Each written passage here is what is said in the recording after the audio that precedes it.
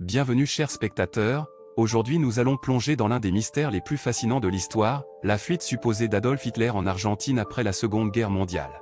Ce sujet est captivant à bien des égards, car il remet en question ce que l'on croyait savoir sur la fin du régime nazi et sur le sort du Führer lui-même.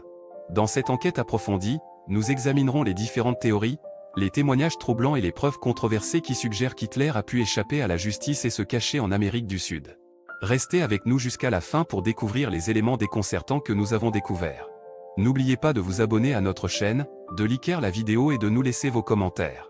La fuite du Führer en Argentine, enquête sur la version du sauvetage d'Hitler chapitre 1, les origines de la théorie. L'histoire de la fuite d'Adolf Hitler en Argentine est l'une des théories les plus controversées et intrigantes du XXe siècle.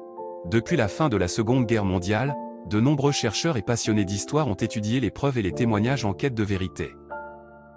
L'origine de cette théorie remonte à la fin des années 1940, lorsque les rumeurs ont commencé à circuler selon lesquelles Hitler aurait réussi à échapper à la chute de Berlin et aurait trouvé refuge en Argentine. Ces rumeurs se sont rapidement répandues, alimentant les spéculations et la curiosité des personnes à travers le monde.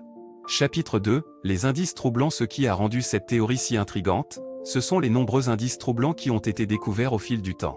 Certains prétendent avoir trouvé des documents officiels, des témoignages et même des photographies prouvant la présence d'Hitler en Argentine. Parmi les indices les plus notables figurent les témoignages de personnes qui prétendent avoir rencontré Hitler après la guerre.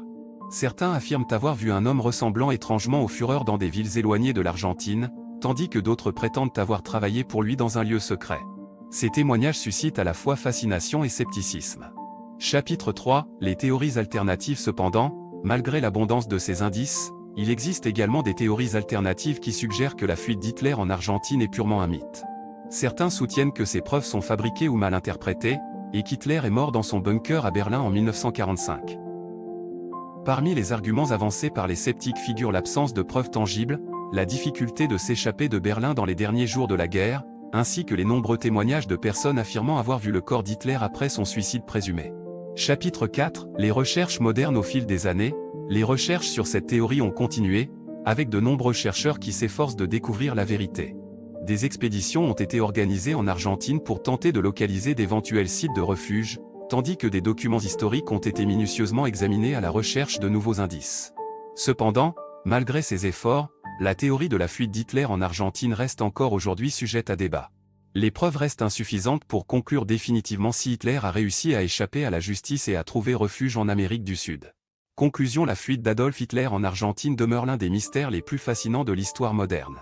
Alors que certains croient fermement à cette théorie, d'autres la rejettent comme un simple fantasme. La vérité reste insaisissable et continue de susciter la curiosité des chercheurs et des amateurs d'histoire du monde entier.